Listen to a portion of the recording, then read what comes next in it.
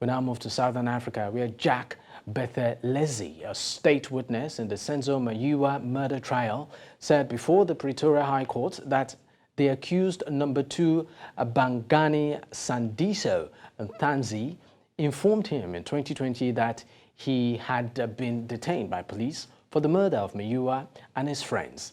Buthelezi testified that he met Ntanzi in 2008 and later cohabited with him in a hostel in Rustenburg in 2019. He informed the court that he sees Ntanzi as a brother. However, Buthelezi changed his testimony during cross-examination by defense attorneys Sipho Ramosepele and Zandile Mshololo, claiming that Ntanzi had stated that he was detained because it is alleged that he killed Senzo. Now joining me on the news to discuss this issue is lawyer at the Law Clinic, University of Johannesburg, Elton, Romeo, Hart. Thank you so much for your time. Good afternoon to the viewers up in the West. All right, so let's get straight to it. Let's begin with the highlights of what transpired on Tuesday. Accused number 2's friend dropping a bombshell there and later making a U-turn. What are your thoughts on this? Now, obviously, if one looks at accused number 2, that he allegedly made those confessions at some stage earlier, and it came to light that he alleges that he was actually tortured to actually give a certain information, and now making the U-turn. And that to me already speaks to the credibility of the witness. Can the witness still be trusted?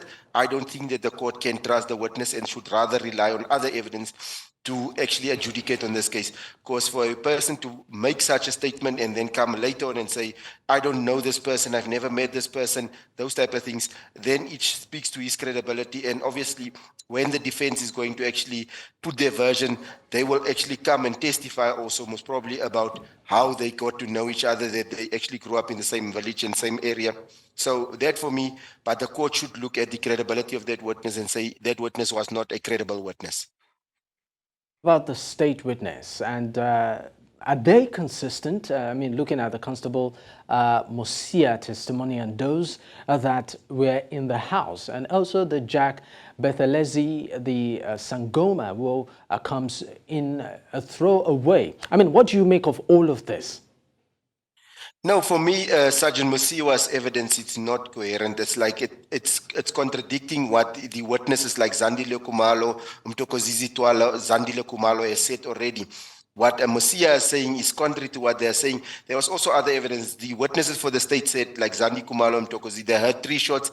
Then the ballistics expert and the forensic expert came and said, but they could only see evidence that most probably there was 2 shots fired in the house. So there's a lot of contradictions that's already coming up between the evidence that the state is presenting from the various witnesses, and that speaks to contradictions, which is something that should weigh heavy on the judge's mind to say they cannot be even clear as to what transpired, and that also speaks to the narrative that the defense is pushing to say there was tampering with the crime scene between when Senzo Meyiwa was fatally wounded and when the forensic and the ballistic people actually came to the crime scene to actually gather the information, evidence that they intend to use in the criminal trial. All right, now we have a witness on the stand today who Advocate Baloyi says he couldn't disclose because, he feared for his safety. And then he comes in to try and, ambush the defense. Also looking at the kind of witnesses the state is now bringing, do you think that they might be losing it, maybe because their bet was on phone records and Mangana's testimony?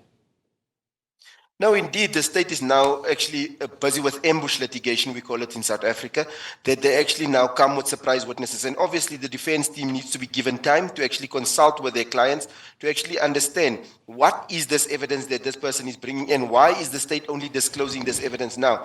Even if you say that you're fearing for your life, you could have redacted the name and the address of the person from the record to say that there will be a person that come and testifies to this statement, and then the defense team could have at least obtained information and also try and seek evidence that maybe rebuts what is being said by or is going to be said by this person and properly prepare for it. So now I think the state is between a rock and a hard place, because the evidence that they're trying to use against these 5 is not corroborating the story or the version that was told by the people that was in the house. And hence I said from the beginning, those 7 people that was in the house were supposed to be charged together with these 5 guys, and you would quickly find out that these 5 guys were not involved in the commission of the crime, but one of those 7 know exactly what transpired and who actually fatally wounded Senzo Meyiwa. Now let's talk about the heat by Advocate Baloyi on Tuesday about docket 375. Are we getting any closer? No, for me, docket 375, they said it was a docket that was opened only in 2019, while this is a 2014 docket. And it's 2 separate things.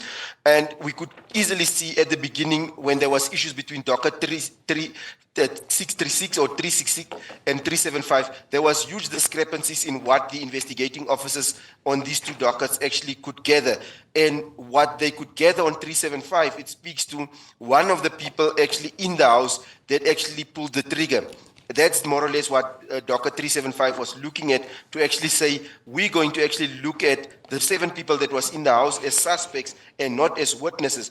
And that's also my view that I hold. I say those 7 people were supposed to be treated as suspects and not as witnesses for the state. Then we would have gotten to finality very quickly and actually getting to the truth much quicker. All right, thank you so much for your time.